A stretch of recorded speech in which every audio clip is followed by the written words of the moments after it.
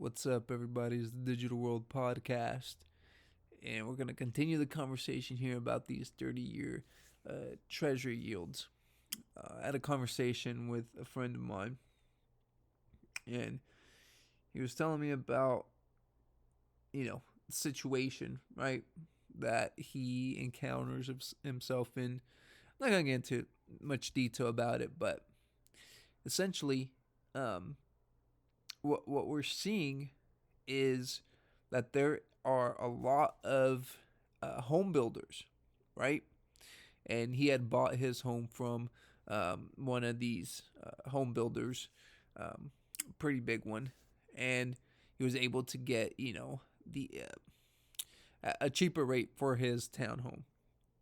He got it for about, I believe it was 4.99%. So either that, around there, around the fours.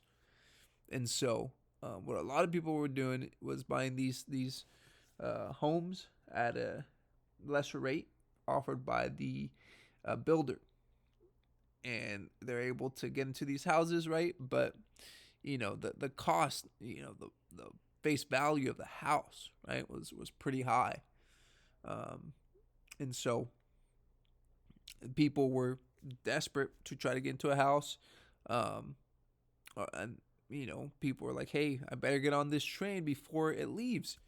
And in trying to do so, right, they put themselves in a situation when where they're paying uh, north of $2,500 a month for their mortgage. And now this is kind of where my conversation and observation goes for a lot of people currently, right? You're paying an additional, um, you know, uh, depends on how much rent is going in your area, but um, in the Pacific Northwest, right, you can have a 1 bedroom, 1 bathroom apartment renting for 2,000, right? Depending on where you're at, right? That varies, and so it is while you have a smaller space, you can find something that's cheaper to rent. If you want to obviously increase the size of the space you're renting, it's going to cost you. So, nevertheless, I think right now what you're starting to see is that people are starting to feel the pinch, right? If your neighbors, right, cannot afford or can barely afford a 7% interest rate, or a house with a high interest rate, and you got to enter it anyways, right? Knowing that you could barely afford it. What's going to happen later down the line, right? And you look at the likes of 2008 and such, and what occurred there. And I think obviously there's a lot of similarities, but there's also a lot of differences that are happening right now. And I think one of which, right, I think um, at the turn of this decade, right, um, I think it was very obvious. I believe that the um, events that occurred from 2020 onward kind of marked the shift of the bond market. And I think what you're going to see here, and this is my hypothesis, is that you're going to see increasing yields, and you're going to see a more unstable environment in order to um, place a narrative on why things are happening. And so, as a result, what you're going to say is, well, we have this escalation happening over here, and we have this problem over here, and then we're having a shortage of this over here. All the meanwhile covering up the fact that we have a bond market that is in a bear market. And so, for investors who can take advantage of the yield given from these treasuries, right? They'll take advantage of it and earn that yield. Meanwhile, Most of the common middle class, lower class people are struggling with day to day with the increasing costs. And so you put it in this perspective, right? If you're a middle class individual, which the majority of people fall under, you're the burden on increasing costs of, let's say, rent, gas, food, right? That's staples of your everyday life, consumes ever more your budget.